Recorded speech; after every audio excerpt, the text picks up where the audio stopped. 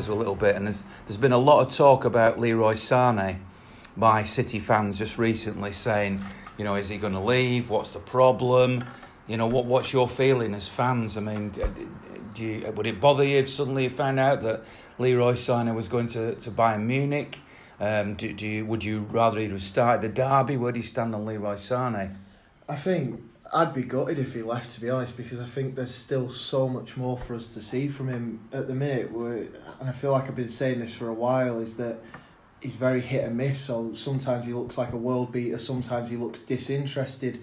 And I really want to see the world-class Leroy Sane that we signed before he does leave. But it is difficult, because when you see Pep with Sane, they look to have a good relationship, but you don't know how much of that is Pep trying to sort of force it, and a lot of it might be to do with the cameras and stuff. But they do seem to get on when you see them together on camera.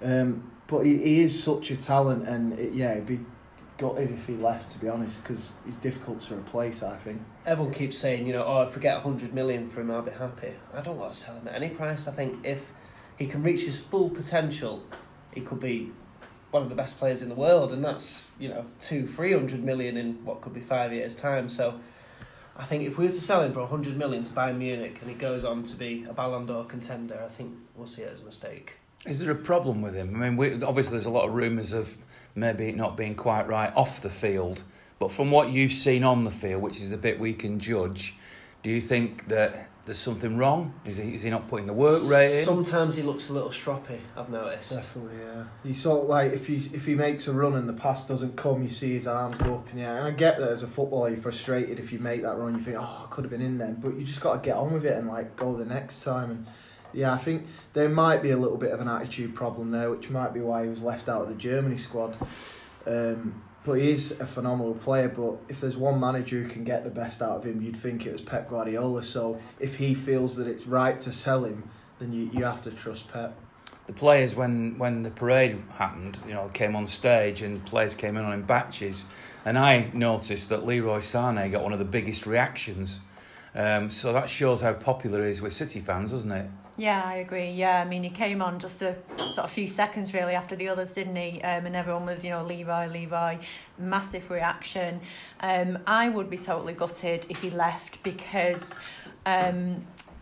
even on the telly you can see it, but when you actually stood there live, and especially where Paul Prestige Carr sits down in that bottom corner, where Leroy uses that corner, he comes up to that corner, and you can see the God-given talent. Bit like Bernardo, you can see it in him with the ball sticking to his feet. You can see it in Sane. Don't think we should get rid of him. I'll be gutted if he goes. If he's got personal problems, there may be some way to sort them out. Do you remember Jesus? Not long ago was having some real difficult issues. His family came over and spent a couple of weeks, and then after that he switched it on and he came alive, and he's been absolutely fantastic since. I also think if anything is to happen to someone like Sterling, don't forget he does international duties, then we're going to need someone like Sane anyway to still stretch out that wing. So in one respect, I don't want a first team and a bench full of half-decent players. I think we still need the bench we've got. First-rate players, first-class players can be switched around if there's injuries, or if there's they just need to bring somebody on. But so. How long do you get where you keep leaving world-class players on the bench on a consistent basis?